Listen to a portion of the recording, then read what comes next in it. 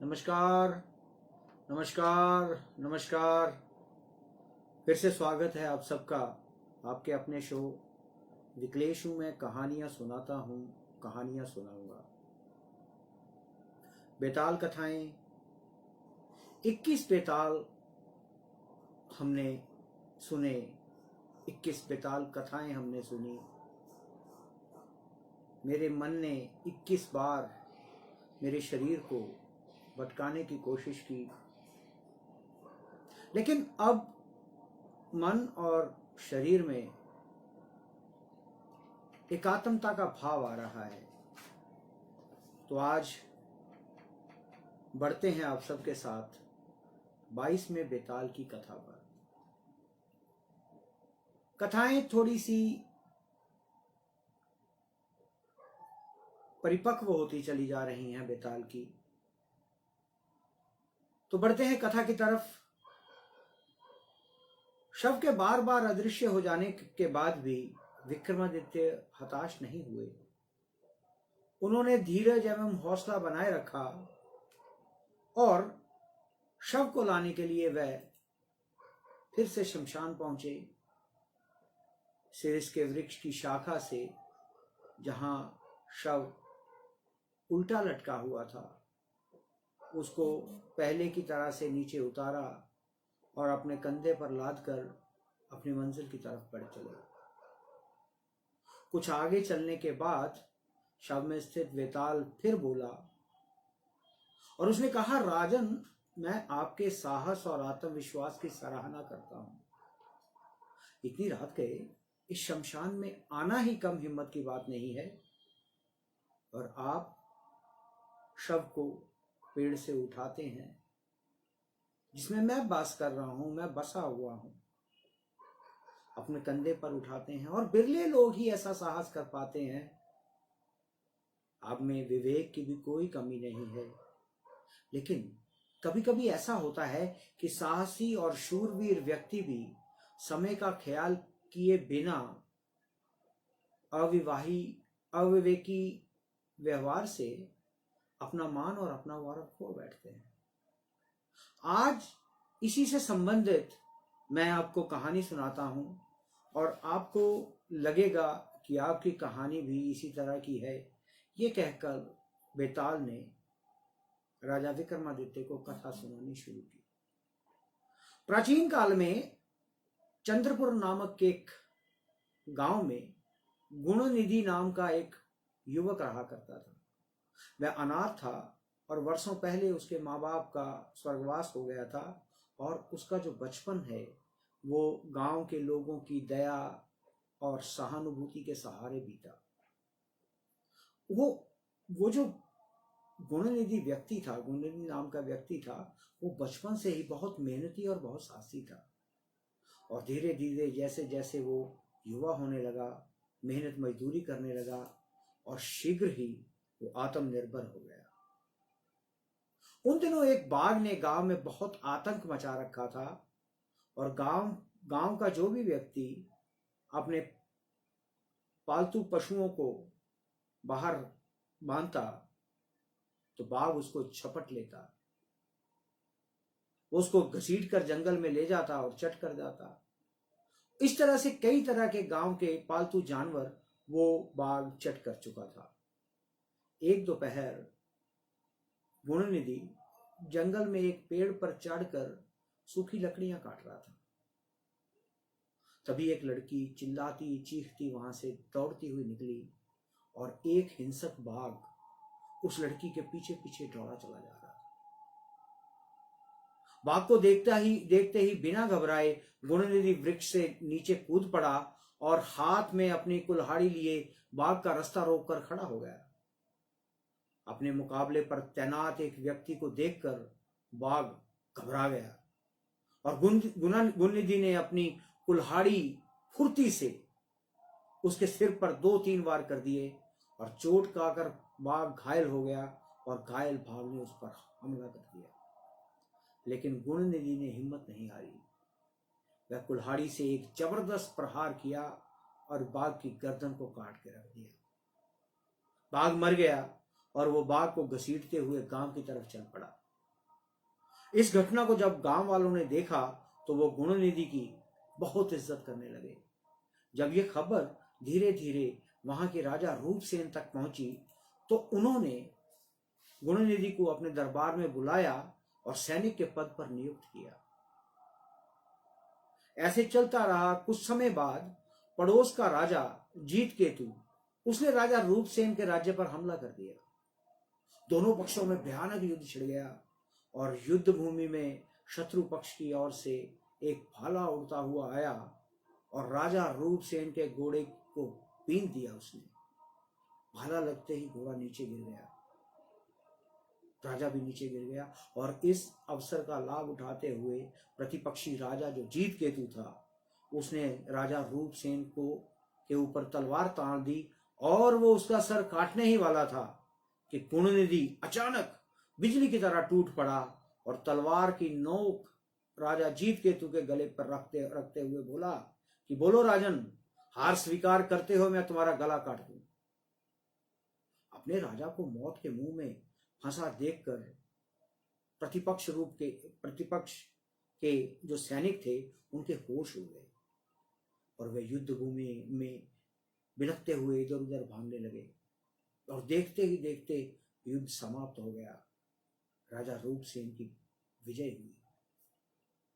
राजा जीतकेतु को बंदी बना लिया गया और राजा रूपसेन ने देखा कि युद्ध कला का बड़ा मामूली सा ज्ञान भी नहीं था गुणनिधि को, लेकिन उसने अपने साहस के बल पर राजा रूपसेन की जान बचाई थी। इससे प्रसन्न होकर उसे अमूल्य वस्तुएं इनाम में देनी चाहिए, लेकिन गुणनिधि ने वो वस्तुएं स्वीकार नहीं की। उसने कहा कि महाराज, मैं एक सैनिक हूं। सैनिक का मतलब त्याग और बलिदान है और अपने राजा की रक्षा करना एक सैनिक का परम कर्तव्य है। आपकी जान बचाकर मैंने तो अपना कर्तव्य निभाया है, इसलिए मैं इन अमूल्य चीजों को, अमूल्य वस्तुओं का हकदार नहीं हूं। मैं आपका सेवक हूं और आपकी सेवा करना मेरा धर्म है। खैर, समय चलता रहा। एक साल राज्य में वर्षा नहीं हुई और चारों तरफ त्राही त्राही मच गई। भयंकर अकाल के लक्षण दिखाई देने लग गए। राजा परेशान था। उस राज्य में एक विकराल नाम का ज्योतिषी रहा करता था। राजा ने उससे कहा कि आप मुझे इस अकाल का कोई हल बताइए। उसने राजा से कहा कि राजन, हमारे नगर के दक्षिण क्षेत्र में काली माता का एक प्राचीन मंदिर है। उसमें शिलालेख है जिस पे लिखा हुआ है कि अगर कोई व्यक्ति माता काली को बलि देने के लिए तैयार हो जाए और मां काली से मन्नत मांगे तो देवी उसकी मन्नत को अवश्य स्वीकार कर लेंगी और अकाल से अपने देश को बचाने का, अपने राज्य को बचाने का केवल यही एक तरीका है। शर्त केवल यही है कि जो भी व्यक्ति बलि के लिए तैयार हो उसमें उसके मन में किसी तरह का संदेह और भय नहीं होना चाहिए। अब ज्योतिषी जब राजा रूपसेन से बातें कर रहा था तो गुणनिधि भी वहां खड़ा था। उसने ये सारी बातें सुन ली। उसने राजा के पास जाकर प्रणाम करते हुए कहा कि महाराज, मैं अपनी बलि देने के लिए तैयार हूं। और ये कहकर गुणनिधि काली मां के मंदिर की ओर चल पड़ा। मंदिर में पहुंचकर उसने गर्भगृह में माता की प्रतिमा के पास एक त्रिशूल रखा हुआ देखा। उसने प्रतिमा को शीश निभाया और बोला कि हे जग जननी, मुझे कृतार्थ करे। मैं मेरे प्राण लेकर मेरे राज्य में अकाल पड़ने वाला है। मेरे प्राण ले लो और मेरे राज्य में वर्षा कर दो ताकि अकाल की भयंकर छाया यहां से सदा के लिए दूर चली जाए। और प्रार्थना करके गुणनिधि ने जैसे ही त्रिशूल अपने शरीर में घोंपना चाहा तभी ऊपर से आकाशवाणी हुई कि ठहरो ठहरो वत्स ठहरो, इतनी जल्दी मत करो। मैं तुम्हारे त्याग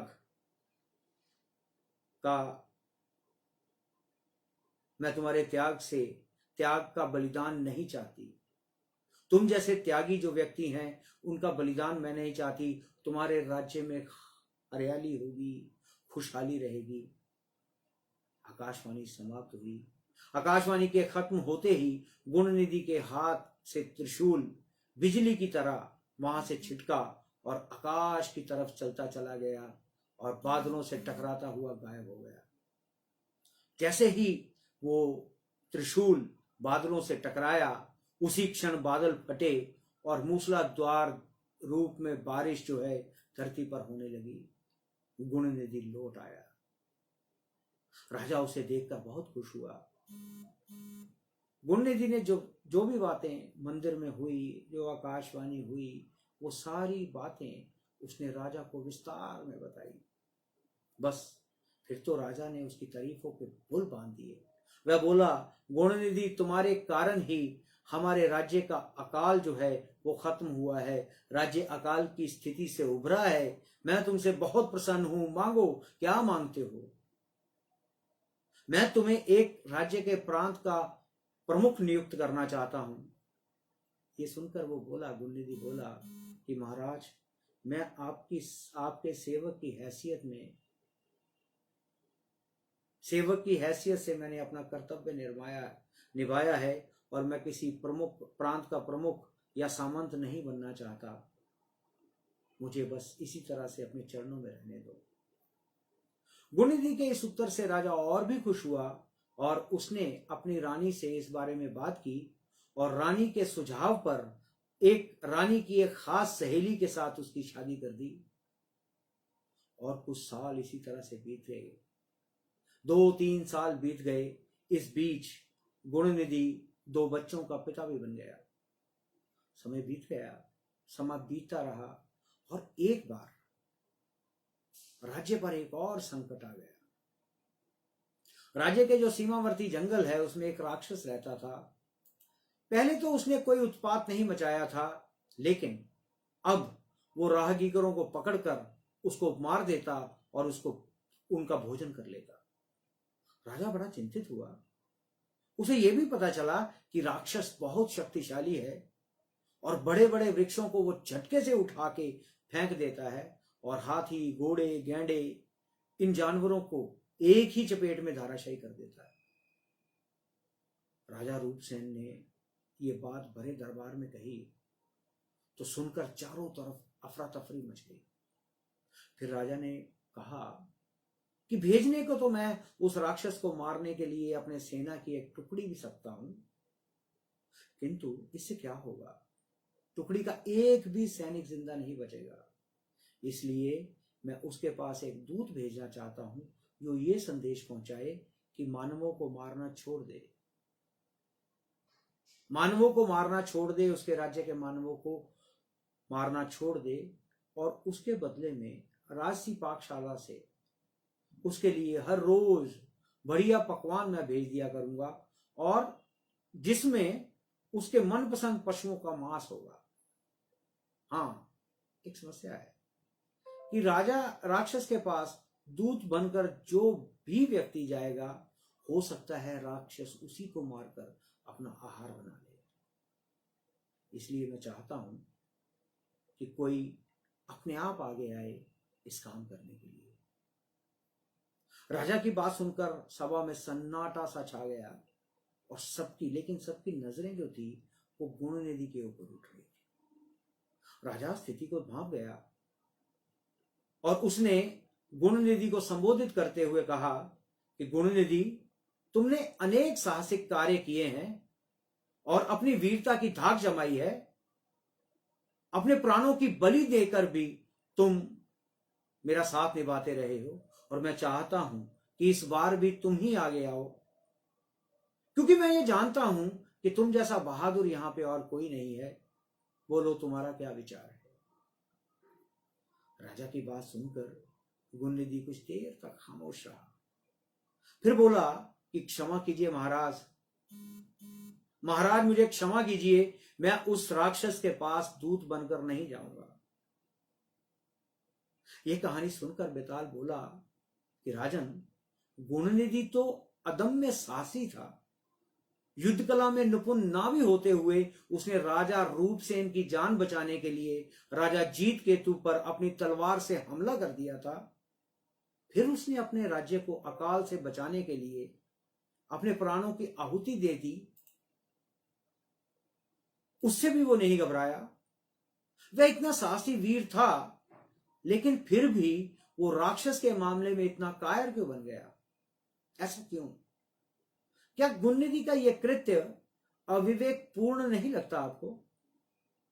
अगर ये जानते हुए कि इसका अर्थ क्या है, इसका उत्तर क्या है, आपने जवाब नहीं दिया, तो मैं आपके सिर के टुकड़े टुकड़े कर दूंगा।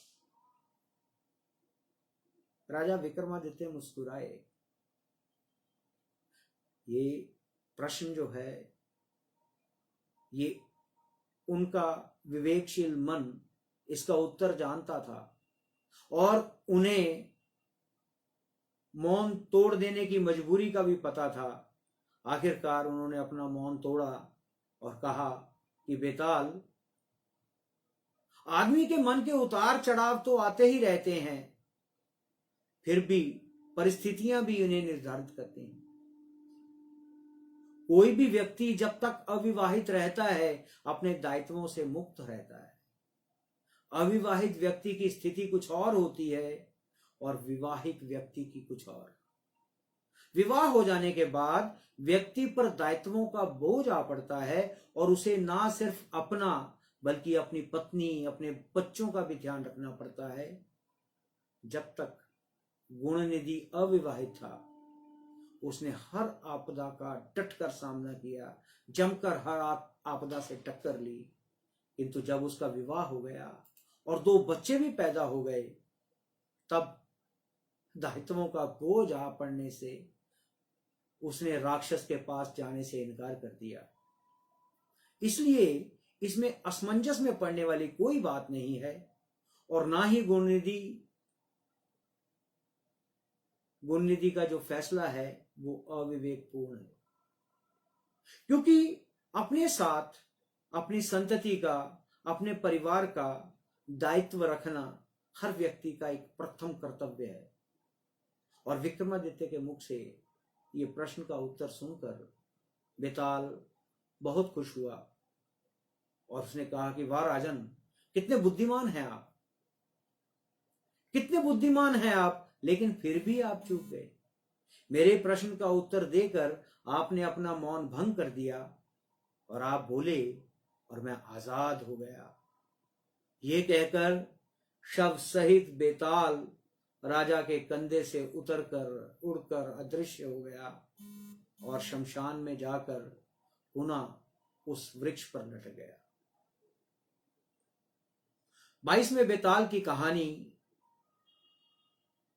यहां आकर यह सिखाती है कि व्यक्ति अविवाहित होता है तो उसकी मनोस्थिति कुछ और होती है, लेकिन विवाह के बाद जब परिवार, बच्चों की जिम्मेवारियां उस पर आ जाती हैं, तब उसकी परिस्थितियां बदल जाती हैं। तो ये थी 22वें बेताल की कहानी। अब थोड़ा सा कहानियों के सिलसिले से, ये कहानियां जो हैं ये इसलिए सुनाई जा रही हैं, पुरानी कहानियां, ताकि हम अपनी आने वाली पीढ़ी को, जो कहानियां सुननी खत्म हो गए हैं, जिन्होंने अच्छी कहानियां सुनी नहीं है, उनको अच्छी कहानियां, जिनको सुन के हम बड़े हुए, ऐसी कहानियां सुनाई जाएं। आज 28/11 है, 28 नवंबर। 26 नवंबर एक भयंकर आतंकवादी हमला हुआ मुंबई में। देखिए कितना बड़ा कलेजा चाहिए कि 47 की गोली नली के आगे अपनी छाती पर सैकड़ों लोगों को मार चुके राक्षस का गिरेबान पकड़ने के लिए। 1 गोली, 2 गोली, 10 गोली, 20, 40 गोलियां, 40 गोलियां कलेजे के आर पार हो गई, लेकिन हाथ जो था उस राक्षस की कॉलर से नहीं छूटा। प्राण छूट गया लेकिन अपराधी नहीं छूटा।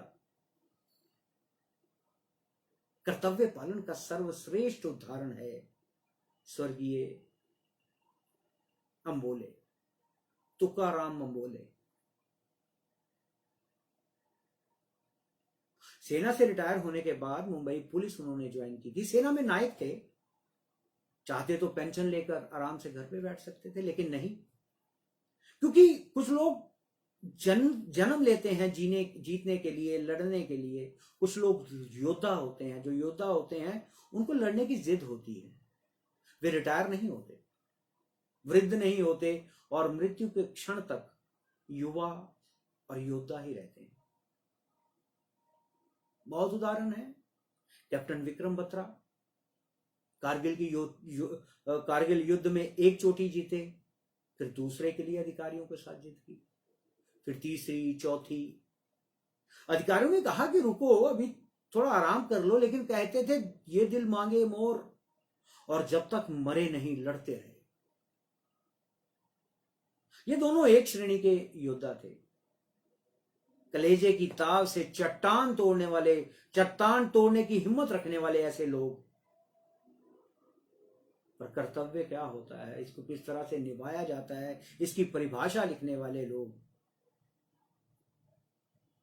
हम लोग कई बार जो लोकल पुलिस हैं उनकी कुछ गलत हरकतों से चिढ़कर उनको बुला भला कह देते हैं, लेकिन मुझे कई बार लगता है कि लाख बुरे हों ये लोग, लेकिन इनमें से जब तुकाराम जैसा कोई एक व्यक्ति निकलता है तो मन गदगद हो जाता है। आज कहीं अक्सर पढ़ते हैं कि हमारा देश जो है ये संविधान के कारण चल रहा है, एक किताब के बल पर मेरा देश चल रहा है। नहीं, ये मेरा देश चल रहा है तुकाराम अंबोले जैसे लोग, कैप्टन बत्रा जैसे लोग, जो 40-40 गोलियां अपनी छाती पर खाने के बाद भी डिगते नहीं हैं। इस तरह की कहानियां सुनाई जानी चाहिए। इस तरह की कहानियां जब तक हम अपने बच्चों को नहीं सुनाएंगे, क्योंकि भगत सिंह इसलिए बने कि बचपन में उन्होंने करतार सिंह सराभा की कहानी सुनी थी। चंद्रशेखर आजाद इसलिए पंडित चंद्रशेखर आजाद तिवारी, उन्होंने राणा, शिवा, इनकी कहानियां सुनी थी, तब वो इतने मजबूत बन पाए। सिर्फ इसीलिए मैंने भी ये सिलसिला शुरू किया है कहानियों का, और शुरुआत सॉफ्ट एंगल से शुरू की है। धीरे धीरे आगे आएंगे और कहानियां सुनाऊंगा। तो अभी बेताल 25 खत्म होने के बाद हम बढ़ेंगे सिंहासन बत्तीसी की ओर। तो आज यहीं पर इस कार्यक्रम को विराम देते हैं, और अगले हफ्ते कुछ, क्योंकि आज मैं जो महसूस कर रहा हूं कि शायद आज नेटवर्क की वजह से मेरी आवाज आप तक ठीक तरह से नहीं पहुंच पा रही है।